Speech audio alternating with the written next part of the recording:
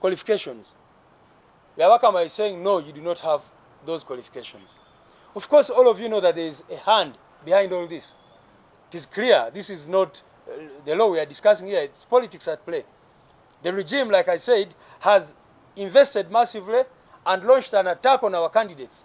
We have even been told that they are not yet done, that there are other candidates of NUP who they are trying to denominate illegally and constitutionally. So we are here to make an announcement that as a national unity platform, this is a matter that we cannot take lightly. In fact, all the 4 candidates who have been denominated have been interviewed. Our legal team is working very hard to ensure that there is an appeal against all these illegal decisions of the Electoral Commission. You have been saying, we've been telling them, first of all, you are journalists here, you imagine that the returning officer is part of the Electoral Commission. The returning officer has nominated a candidate. Then the Electoral Commission, in our view, should be thanked as official at that point. The matters should go to court. But what Byabakama and his team are saying now is that even on the last day before polling, that they can denominate a candidate. That's what they are saying. That right now, as things stand, Byabakama, you can get nominated, get fully nominated as a candidate, do your campaigns, complete the campaign process, and on the day before the voting, Byabakama will write you to say, I have denominated you. What kind of nonsense is that? Does it make any sense to anybody? So, and it happened in the last election. You remember when Museveni realized that he was not going to withstand the pressure. We had a very popular youth candidate for Uganda, for Central Region. That man was denominated a day before the elections.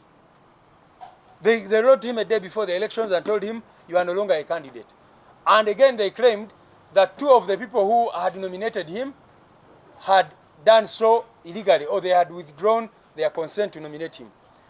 You are members of the press. Ask yourselves, you've been seeing all these denominations taking place. How come no single NRM candidate has been denominated? How come? It's either NUP candidates or independent candidates where NRM has strong interests, where they want their candidates to run unopposed. Someone may ask, and you've seen different complaints that, you know, apparently they are resolving, and they make all these blanket statements.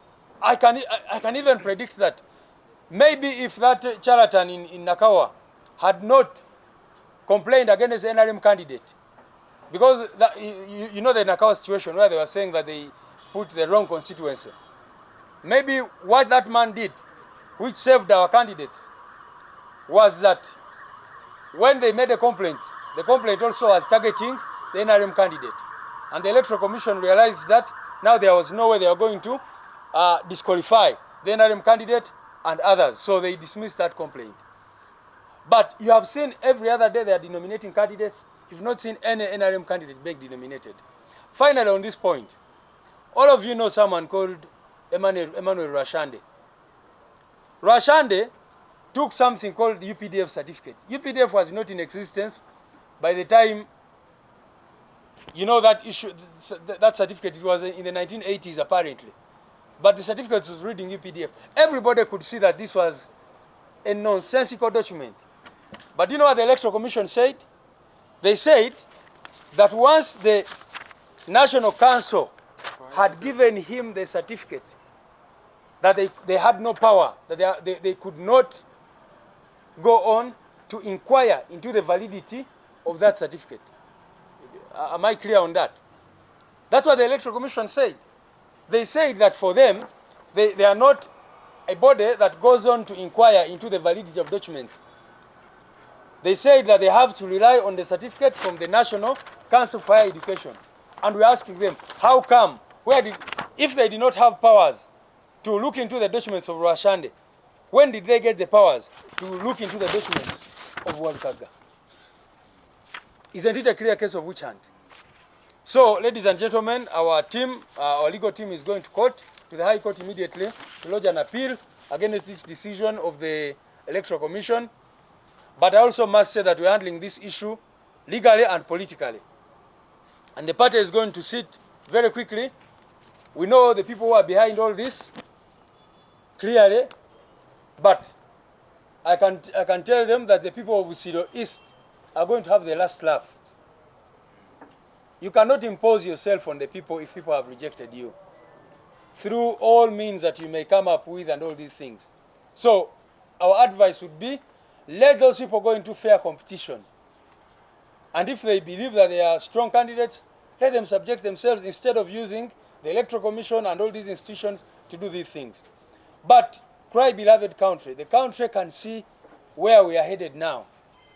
That institutions are operating as if really they have reduced our country into a complete failed state, where the Electoral Commission is doing these kinds of things, illegalities every day with reckless abandon. The military is behaving the way it is behaving. Right now we've been talking to our president on the campaign trail. They have blocked him and blocked the roads leading to where he's supposed to be. He's supposed to be in 3 districts today. They have been blocking him everywhere he's going, diverting him to, routes of 3 hours instead of taking 30 minutes. So that is the lawlessness we are dealing with, ladies and gentlemen. Above all, protest vote is the answer to all this nonsense that is going on in our country. Let us put an end to all this nonsense on the 15th of January. That is the only chance we have as Ugandans. Because you can see, these institutions are getting eroded every day that passes. The little shame that they had yesterday, they no longer have today. Every day that passes, they continue to become emboldened in their impunity, in their criminality. So the only chance that the people of Uganda have is really to reject the Museveni system that has brought about all this madness. Twalabe ku mutimbagano. Omukulu ono tebanamuwa baluwa yonna. Naye bamukubidde esimu ne bagamba waliwo betulaba wano. Ne tulaba ku mutimbagano nti candidate waffe owa constituency ya Busiro East bamuje mu lwokaano. Ng'akakiiko k'ebyokulonda akakulemberwa Mwambi Abakama ke kabikoze ebyo. Kakati wenjogerera bakandidates baffe bana bakagibwa mu lwokaano mu ngeri emenya amateeka, mu ngeri ey'ekimpatiira. Wano tulina omukyala gwe bayita Mase Abedichan Rebecca gwe bajja mu lwokaano mu district y'Enebi ne badeclaringa nti oyo minisita wa Museveni gwe bayita Nyamutolo yali afuuse unopposed. Ne bagenda mu maaso ne bajja mu lwokaano muganda waffe gwe bayita Ongelek Charles Ebukedeya mu constituency gye bayita Kachumbala, era naye ne bagamba nti candidate wa NRM yayita nga tavuganyizibwa. Ne baddamu ne bajjamu candidate waffe omulala gwe bayita Ayen Ernest, onnono ng'abadde akwatidde ebendera ekibiina kya National Unity Platform ku bavubuka ba Northern Uganda. Ne bagenda mu maaso kati olunaku olwaleero ne bajjamu Honorable Mathias Walukaga mu lwokaano. Babadde bawa ensonga ez'enjawulo naye nga bw'ozitunulira zonna tezigoberedde mateeka. Ongelek Charles bagamba nti yali talina signature zimala. Abamu abamuwandiikisa baavaayo ne beegaana nti tebamuwandiisa. Ernest Ayen bagamba nti emyaka gye gyali gisingako egyo ye gy'alina newankubadde yalina amabaluwa gonna agalaga ekyo. Abedichan Rebecca naye bagamba nti signature ze zaali teziwera. Kakati olunaku olwaleero Honorable Mathias Walukaga bagamba nti ebbaluwa ze ez'obuyigirize tezimala. Njagala bategeeza basebo ne banyabo nti akakiiko kaffe ak'ebyokulonda abantu bonna bwe baleeta empapula zaabwe kazekenneenya ne kaziyitamu okulaba nga ziyimiridde. Era abantu bangi nnyo abalina empapula ze twali tetutegeera bulungi abo tetwabawa kaadi y'ekibiina. Naye empapula z'omukulu Walukaga akakiiko kazeetegereza bulungi nnyo ne kalaba nga yali asaanidde okukwatira ekibiina kya NUP bendera ku kifo ekyo. Lwaki? Omukulu ono yaleeta ebbaluwa oba giyite certificate eviira ddala mu university eya IU, Islamic University in Uganda, ng'alaga nti yakola mature entry examinations era ne bamuwa ebbaluwa eno. Bwe bagimuwa n'agitwala eno ebbaluwa n'agitwala mu kakiiko ke bayita National Council for Education oba olukiiko oluvunaanyizibwa okulaba nga empapula z'omuntu zenkanankana okola equivalence, era ne bamuwa certificate ekakasa bulungi nnyo nti obuyigirize bwe buli ku senior 6 ate eyo nga yeri required mu mateeka okwesimbawo okufuuka mubaka wa parliament. Akakiiko ako kamuwa ebbaluwa yino wano kagimuwandiikira bulungi, teri expired teri invalid, weri wano. Era abasewo ne banyabo njagala n'obategeeza ndi kino kankyogere, tebiseera bimu twatuukiriranga ako akakiiko ne tukawandiikira ne tukabuuza eno ebbaluwa ntuufu mwaba gi issuinga. Era akakiiko ako aka National Council for Education ne kakakasa bulungi tene ebbaluwa be bagi issuinga ng'eraga nti omukulu Walukaga ayina empapula ezenkana neza senior 6. Juzi bwe baavaayo ne bateekayo okwemulugunya nga kye beekwasa nti eno mature age certificate yali expirinze.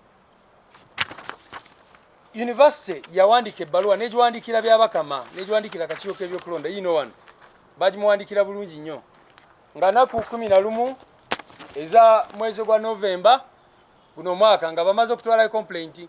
University newandiika bulungi netangaza negamba nti eyo certificate te expiring singa omuntu agenda mu maaso na enrolling okugenda mu university oba okweyongerayo mu kusoma. Kakati gwe babaka musinzirawa ogamba nti eyo certificate ya expiring nga university yenyine yajiwa egamba tena expiring. Kikyo botegeeza kubanga university eyawa certificate eyo yino wano yo kenyine yazvayo negamba netangaza bulungi. Ate n'ekirala university negamba nti omuntu bwe yeyongerayo bwe enrolling for further studies ebeera ngeri valid. University ono mukulu gyasomerako ya St. Lawrence naye newandiika netangaza bulungi negamba nti ono mukulu ali mu 3rd year ku university yaffe. Byabaka malinga agamba nti kati mu Uganda osobolera ddala ogenda ku university nga toyise mu senior 6 nga toyina senior 6 nga toyina advanced level ate nga advanced level ye requirement ekutwala mu university. Byabaka makyatugamba kati mu bbaluwa ze ebitategerekeka byebagezaako okukola. Naye nga bwe mbalaze kino saagala mukitunulire nga attack oba obulumbaganyi ku constituency ya Honorable Walukaga. Nga bwe mbagambye batandikirawo ekisooka ne bagezaako okulemesa NUP okufuna ba candidates. Batya twafuna candidates 425 abamu ne babalemesa okwewandiisa. Munajjukira ebyali Bukedeya ebyali Buyende n'awalala wangi nnyo be balemesa okwewandiisa ba candidate ba NUP. Abalala olw'embeera gye batuteekako ey'okutujjako ssente ze twali tufuna mu mateeka ne beesanga nga tebakyasobola kukola ki kwewandiisa. Byonna nga biri bwe bityo twagenda mu maaso ne tuwandiisa ba candidate 303 ku mutendera gwa parliament. Munajjukira nti bakikola ne kuba LC5 ne kuba kansala wonna abantu we balaba nti we balina interest ez'enjawulo ne balemesa ba candidate baffe okwewandiisa. Kati ba candidate 303 bwe twabawandiisa regime netandikirawo ng'ekozesa ideas 2 oba approaches 2. Ekisooka kwe kubawandukulula nga bwe mbagambe sofa bakawandukulula abantu bana na information gye tulina tebakyalina ebyo complaint bye balimu era bagenda kugenda mu maaso oba oli abawandukulule bakandidate abalala aba NUP. Ekirala kye bagezezaako okukola kye mubadde mulaba mwena kwe kugulirira bakandidate baffe abamu. Ate si kubagulirira kokka, abamu basooka kubatiisatiisa ne babagulirira. Olunaku olwaleero mbadde njogera ne candidate waffe yeesimbyeyo ku bakyala Isingiro. Andaze ne messages nga bamugamba va mu district ya Isingiro oba oyagala bulamu. Oyo candidate w'ekibiina ki NUP yeesimbyeyo ku representing abakyala mu Isingiro. N'olwekyo abo bakandidate baffe abamu be mulaba nga bakuba ebifaananyi ne Museveni. Yes, tubanenya olw'okubanga tebalina mugongo naye ate nabo oluusi obasaasira kubanga abamu babawamba. Kati tulina ekyokulabirako ekirala. Oyo mukyala gwe bayita Jean mwaba mawulire mwakavalinga ebyali embalala bwakwata abantu baffe ne babasiba. Oyo bamusanga mu kkomera ne bamugamba oba oyagala tukute tugenda kukutwala wano mu kooti bakuwe bail ogende straight ku lwali ya Museveni ogambe nti ovuddemu NUP. Era kye yakola mukazi wattu. Kakati kyekyo. So kino njagala mukirabe nti bano abasajja batidde nnyo batidde ekigambo protest vote. Kyova olaba bakola bino byonna. Bagezaako okugoba abantu baffe mu lwokaano kubanga bakimanyi. Katono mukulu mukimanyi bulungi mwenna nti akalulu k'e East ina 95%. Bwe bakakuba olunaku olwaleero ono mukulu nga mwali asobola okuwangula ne 100% asobola ogifuna ono omusajja gwe mulaba kubanga buli woyita abantu bagamba kimu twagala Walukagga. So regime okuba nti etidde ennyonyonyo kyova olaba bakola ebyo bintu bye bakola. So fenga NUP zino ensonga tuzitwala seriously. Abantu baffe basatu sofa be bakajjamu already tuli mu process y'okwekubira enduulu mu kooti eyawaguluko naye nene ensonga banamateeka baffe already bagikutte n'amaanyi okulaba nga tukola appeal mu High Court. Katusuubire oba oli awo tunafunayo bwenkanya naye bannayuganda bakimanyi ne kooti zaffe n'ebizibu byazo. Kyovola n'abagambye nti ensonga approach yaffe eri mu mateeka naye kubanga bano bazanya byabufuzi naffe tubimanyi tumanyi bulungi nnyo nti ensonga waliwo abagiri emabega oba oli abalowooza nti engeri gye batasobola kuyita ku lugi basobola kuyita mu kamooli okuyingira palamenti naye naffe tuli babuufu tulaba ebigenda mu maaso tubirengera bulungi nnyo. So ekidda ku nsonga eyo tujja kuba tukibategeeza naye for now ekibiina kisazeewo kigenda kujulira kwapiiringa ku nsonga zino naye tukubira bannayuganda mwena mwena omulanga okulaba eggwanga lyammwe bwe lifuuse okulaba eggwanga lyaffe bwe lifuuse ndi kaakati okeera ku makya nga UPDF yekubya abantu emiggo akawungezi poliisi eri mu kusambasamba abantu emitwe n'okukola ki ate akakiiko k'ebyokulonda ke baali badde osuubira ke bagamba nti kakulembera omulamuzi nako kakola byekaagala ebintu bwe bityo bitategeerekeka n'ebitongole bya gavumenti byonna nga bwe mubimanyi nabyo ne twesanga nga tuli mu mbeera eyo basebo ne banyabo. So answer yaffe ye protest vote akalulu k'okwekalakaasa tusobole okwejja mu mbeera eno. Lwaki? Kubanga bino embeera ya bino ebitongole bya gavumenti mugirabe ng'egenda eyonooneka buli lunaku. Waliwo ebintu bye balina ensonyi okukola mu kalulu akaggwa naye kati babikola. Kitegeeza ki ekyo nti singa sisitimu eno esigalawo akalulu akaddako that is bwe tubalake ne kabeerayo kubanga bayinza n'okukola kino okutuuka ekiseera ne bakasazaamu ne bagamba nti kati tudikirayalinze monake oba ki kyonna kyonna. So bannansi balina okumanya nti guno omukisa gwe tulina okwetaasa. Tubadde wano twogera ne president ng'ali Fort Portal batandikidde okugala amakubo n'ebirala effujjo lyonna obumenyi bw'amateeka obugenda mu maaso. So bannayuganda ye ansa esembayo ku nsonga zino zonna zonna ezigenda mu maaso. Ensonga gye mbadde njagala kubajjukiza ku nsonga zino mumanyi mwena sooka njagala mwebuuze lwaki akakakiiko ka byabakama we katandikira lwaki tekana denominatingayo candidate n'omu wa NRM lwaki tekanagobayo omuntu omu lwaki tekanawandukulula candidate wa NRM n'omu owulira badenominatinga ba independent ne bakandidate ba NUP era wona baze badenominatinga ogenda wulira wa NRM gwe badeclaringa unopposed.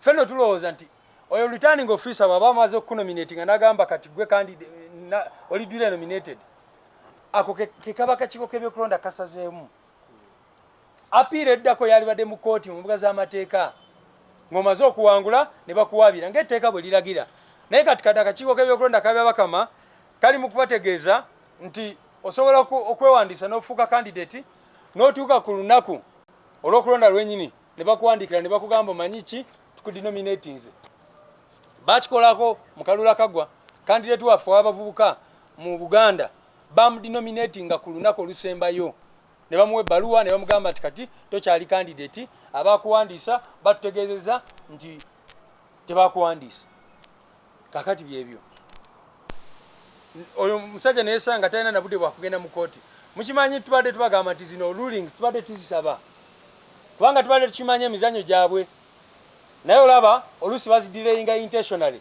nga bakimanyi nti ono bwaddukira mu kooti nga kyalinayo budde oba oli awo okufunayo ki bwenkanya kati ne bagezaako okudireyinga n'ebirala bwe bityo. So tuvumirira bino byonna byonna ebikolwa bye bali mu kukola nababuulidde nti ensonga za Lwasanda oyo abantu bwe baavaayo ne bemulugunya mwala wa certificate bagiteekayo bonna ng'agamba nti yafuna certificate eya UPDF nti era certificate eyo yagifuna mu 1982 UPDF yatondebwawo semateeka wa 1995 naye n'omukulu yaleeta certificate eya 1982 ndowooza n'agamba nti ya UPDF ye yagimuwa certificate of basic military training kakati n'agenda mu National for Council for Education oyo omukulu n'afuna ebbaluwa bweti eya National Council for Education gye bagamba nti yali equivalent, yalina equivalence.